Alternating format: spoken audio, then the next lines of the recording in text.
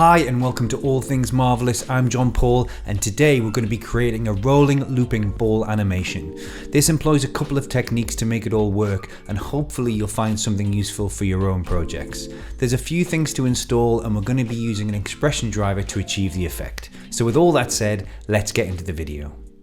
The first thing we need to do is turn on Curve Extras in the add-ons menu. Head over to Preferences and search the word Curve and you'll be able to just click the checkbox for Curve Tools.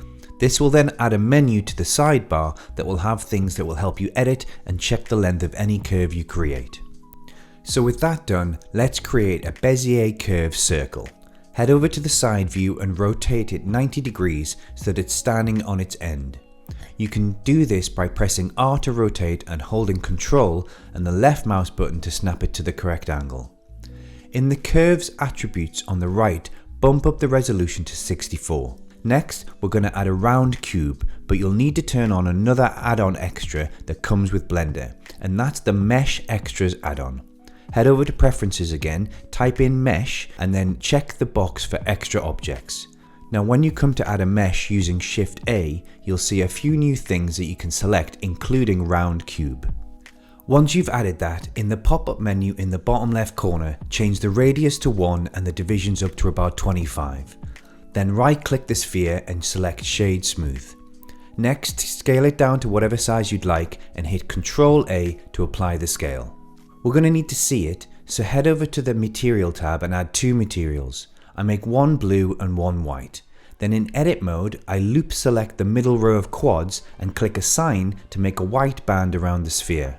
If you select Viewport Shading, you'll be able to see what's happening. Select the sphere and add a Follow Path constraint in the left menu selection. Then select the Bezier circle as the target.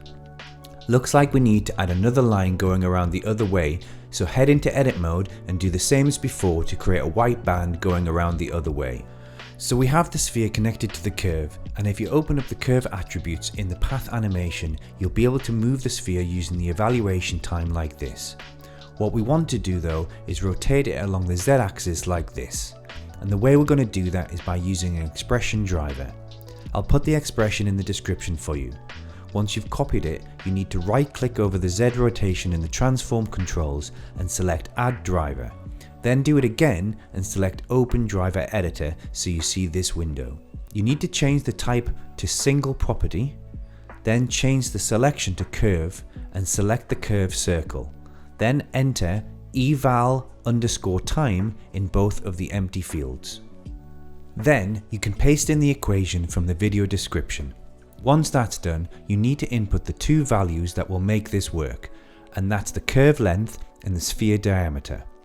You can find these using the Curve Info add-on that we installed at the start of the video, and then using the Item Info tab while selecting the sphere.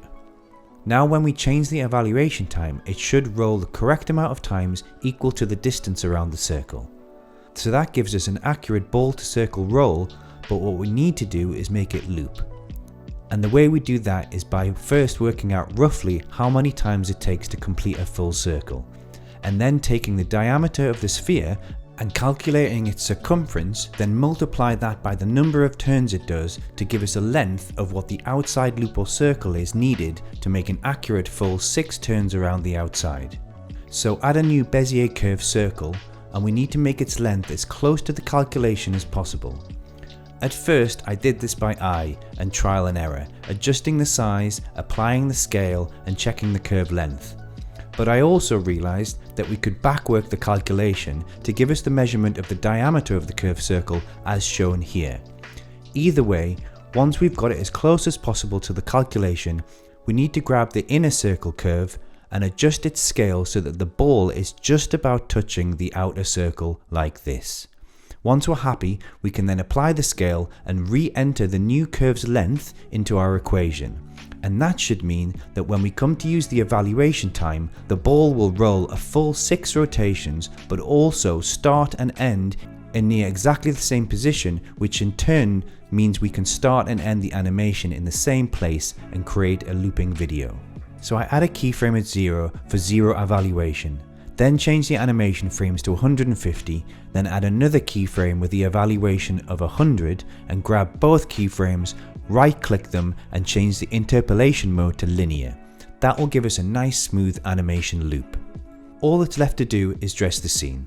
I select a metallic and matte color to shade the ball so that you're able to see it rotate, then add in a curved circle mesh for it to rotate around. I extrude this, add a solidify and bevel modifier and give it a bit of thickness and curved edges. Then I add a mesh plane and give it a gradient material for the backing. I also put all the elements in an empty so that I can move them all slightly to create a little dynamic movement within the animation. As usual, the blend file will be in the description. I hope you enjoyed the video and learned something from it to use in your own animations. Please like and subscribe, and I'll catch you on the next video.